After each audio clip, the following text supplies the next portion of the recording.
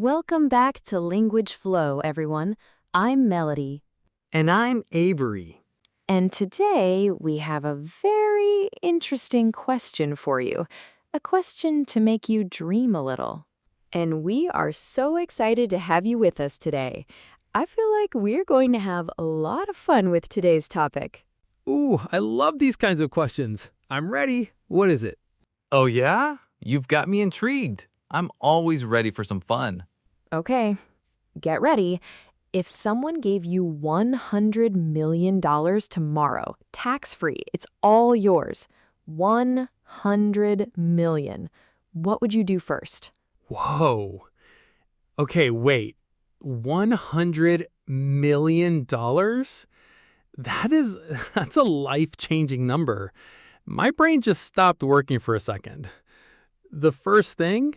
The very first thing, the moment the money is in your bank account, what's the first purchase, the first action you take?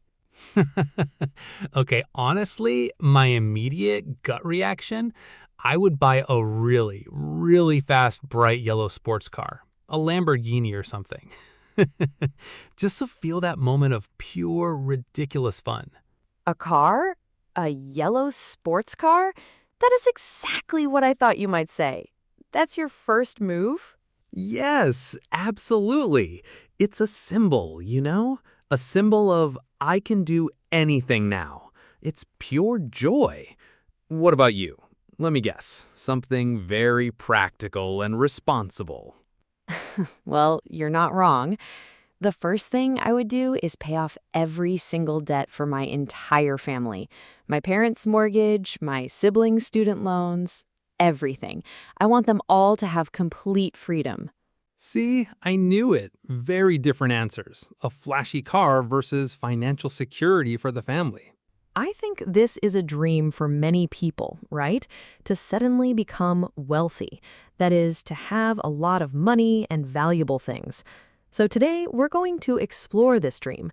We'll talk about our dream lifestyle and ask a bigger question. Can money really buy happiness? This is going to be a great topic. And for everyone listening, seriously, pause for a moment and think about it. What would you do first? Let us know in the comments. I want to see who is on Team Yellow Car and who is on Team Freedom.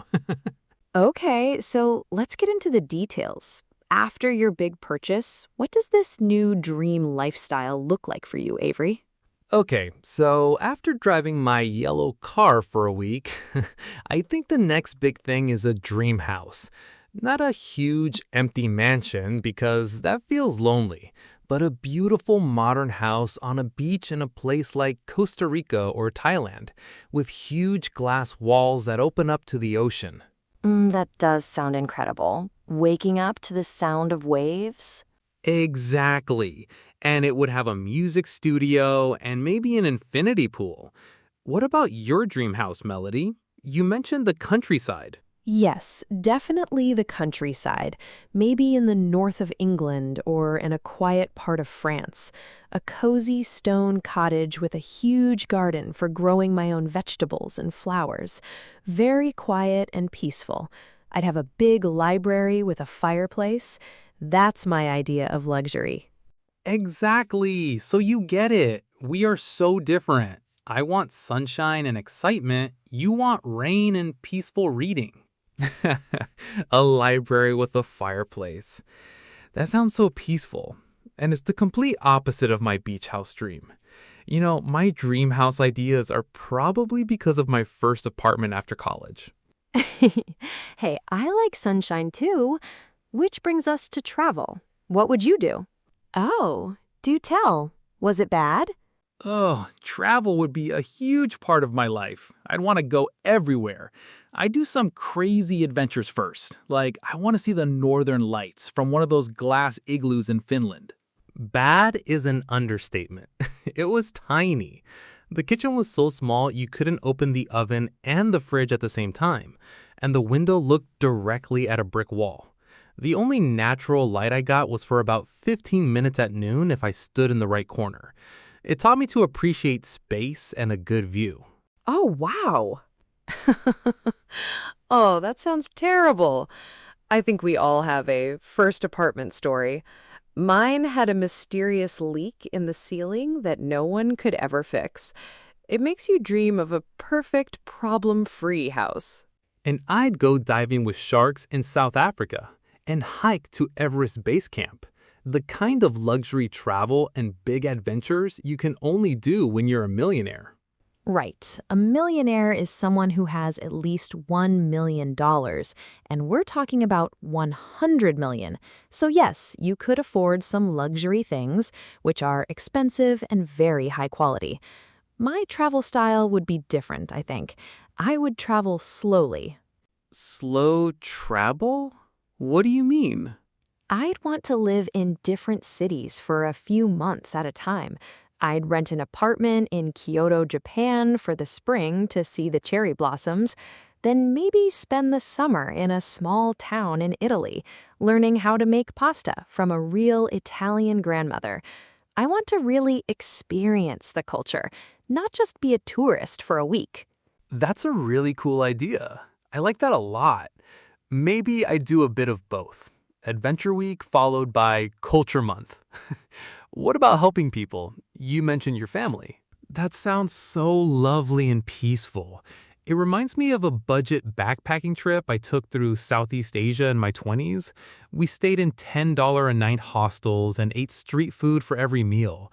It was an amazing adventure, but there was also a lot of stress, missing a bus, worrying about money. Your slow travel idea sounds like the perfect evolution of that. All the culture, none of the stress. Yes, for me, that's the most important part, making sure my family is happy and secure.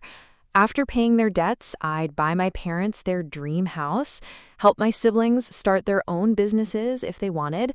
I think that would bring me the most joy. What about you? Exactly. And it's funny, sometimes the trips with the most problems become the best stories later. But I agree, I'd choose comfort now if I could. All the adventure with none of the worry sounds like a perfect combination. I'd help my family too, of course, 100%. But I also think it's important to give them the opportunity to build their own success. I wouldn't want them to stop working and do nothing. So maybe I'd invest in a business for my brother. That's a great point.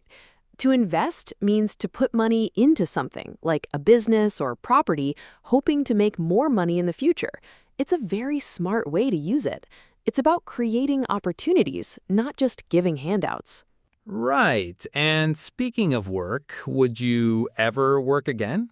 That's a great idea. Thinking about others is a big part of this, I think. It brings up another big question. What about charity? Would you give a large amount away? That is the big question, isn't it? The idea of not having to work. For me, the money provides freedom. And freedom is the ability to choose what you do with your time. So no, I don't think I would ever work in a normal 9-to-5 job again. Oh, absolutely. 100%. It would feel wrong not to. With that much money, you have a responsibility to help others. The hard part is, how do you choose? There are so many important causes. Okay, so you'd quit your job. Immediately. But I wouldn't stop working completely. I would only work on projects I'm passionate about. I've always dreamed of opening a small, independent bookshop with a little cafe inside. I wouldn't need to worry about making a lot of money. It would just be a beautiful, calm space for the community. A bookshop and cafe. I should have guessed. For me, I think I would stop working completely, at least for 5 or 10 years. I feel like life is so short and we spend most of our best years, our healthy years, sitting at a desk. Mm-hmm. I'd want to use that time for experiences, for learning new skills. I'd learn to surf, to speak Spanish fluently, to fly a plane, for traveling, for just living. Money buys you time, and time is the most valuable thing. I see your point, but don't you think you would get bored? I think work, even if it's stressful sometimes, gives us a sense of purpose. It's a big part of our identity. Don't you think you'd miss the challenge? Maybe eventually, but I think I could find purpose in other things, in relationships, in learning music, in volunteering for a cause I care about, like ocean conservation. I believe true happiness comes from those experiences and connections, and money is just a tool to get more of them. But here's a counter-argument. I think some of the most creative and fulfilling moments in life come from having limitations. When you don't have unlimited resources, you have to be clever. You have to innovate. Do you think that by removing all financial challenges, you might also remove some of the motivation to create? That's an interesting point. I see what you mean, that having to work with limits can push you.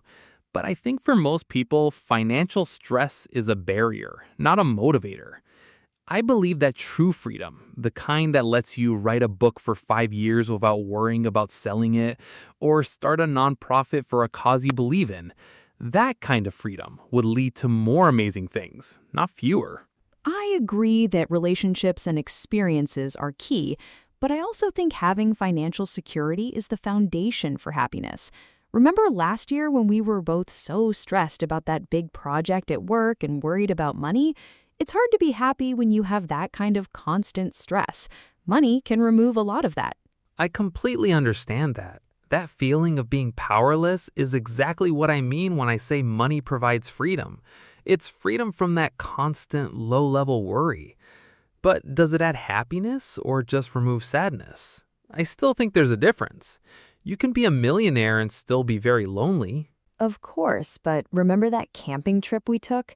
It cost almost nothing, but it was amazing because we had great company and beautiful nature. But having money would mean we could do things like that more often, and with less stress about taking time off work. It just gives you more control over your lifestyle. Your lifestyle is the way you live your life, your daily habits and choices. For me, it's not just about removing problems, it's about removing a specific kind of fear.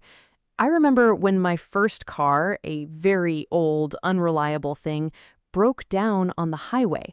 I didn't have enough money in my bank account to pay for a tow truck and get it repaired. I was stranded for hours, calling friends, trying to figure out what to do.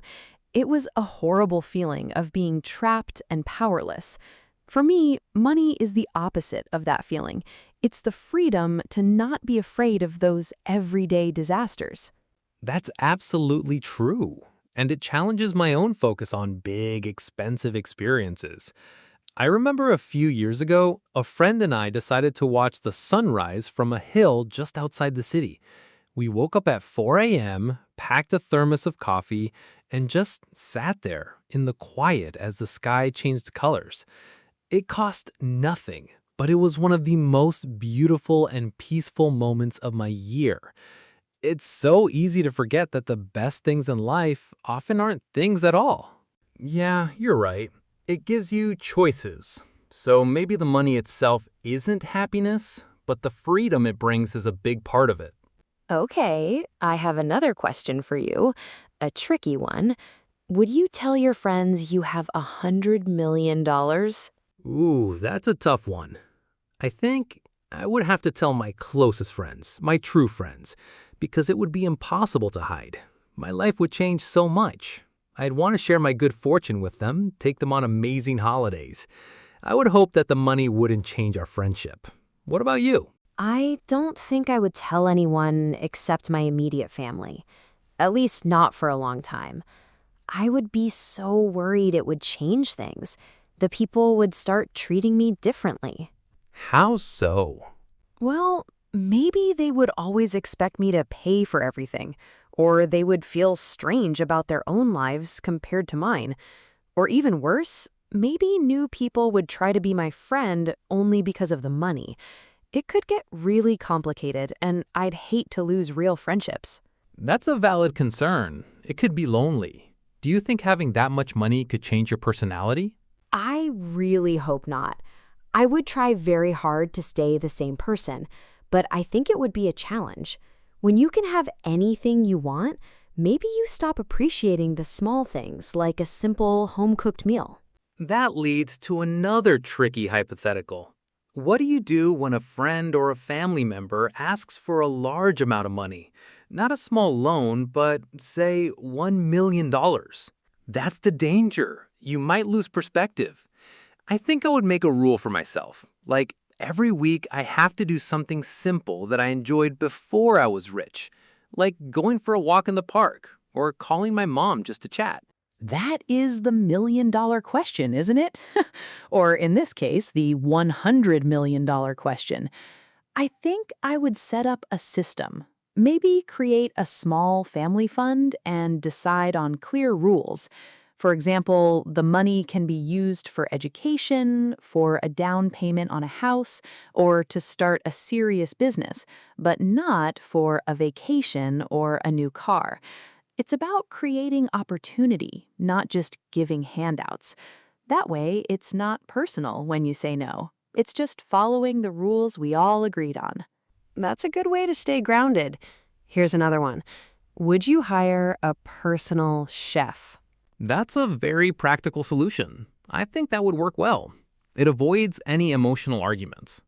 All of these difficulties make me wonder, would you try to stay anonymous or would you be a public, well-known, wealthy person? 100% yes.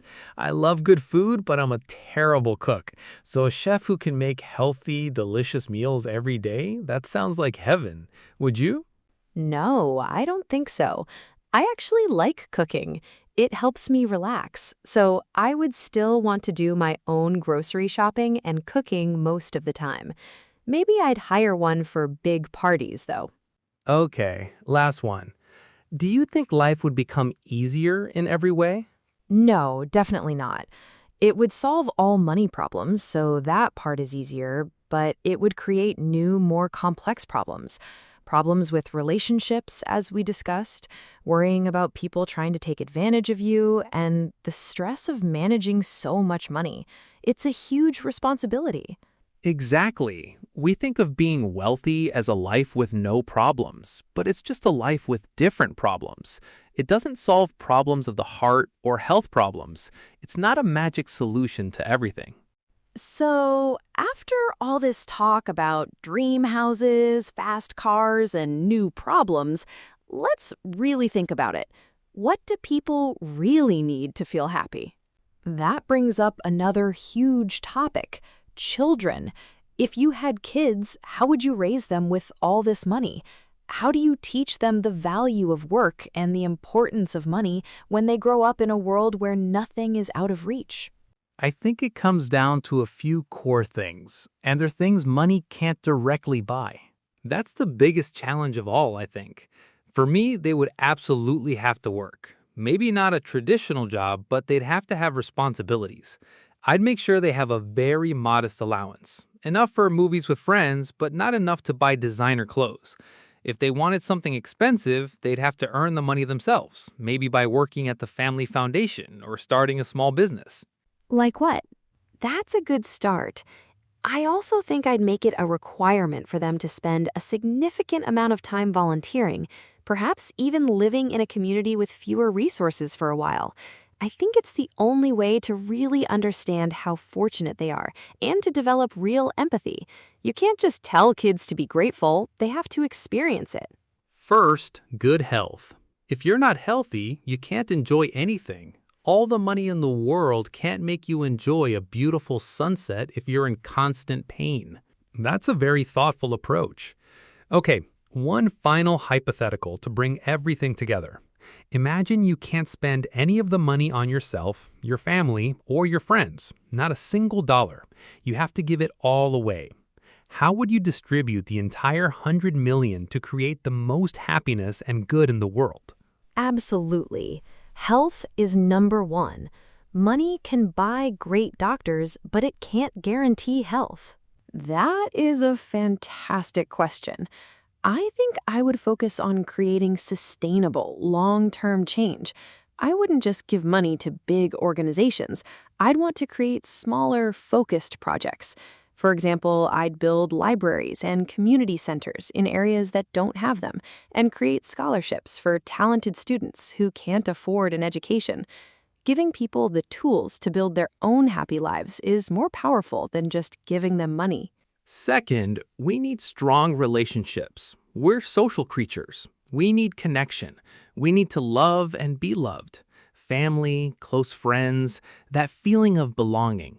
I love that. Building tools, not just giving aid. I think I take a similar approach, but maybe focused on one area. Going back to my passion for the ocean, I'd probably dedicate the entire amount to a massive project for ocean conservation and cleanup. I'd fund new technologies to remove plastic from the water and support communities that depend on the ocean for their livelihood. Creating a healthier planet would be the best way to create more happiness for everyone. Definitely. I couldn't imagine having all that money and no one to share the experiences with. A dinner at the world's best restaurant would feel very empty if you were eating alone. Exactly.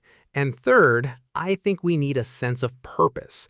We need to feel like our life has meaning, like we're doing something that matters. Yes, a reason to get out of bed in the morning. For some people, that's their job, their career. For others, it's raising a family, or creating art, or helping their community. It's different for everyone. This is what many people call success. Right. Achieving your personal goals, whatever they are, feels like success.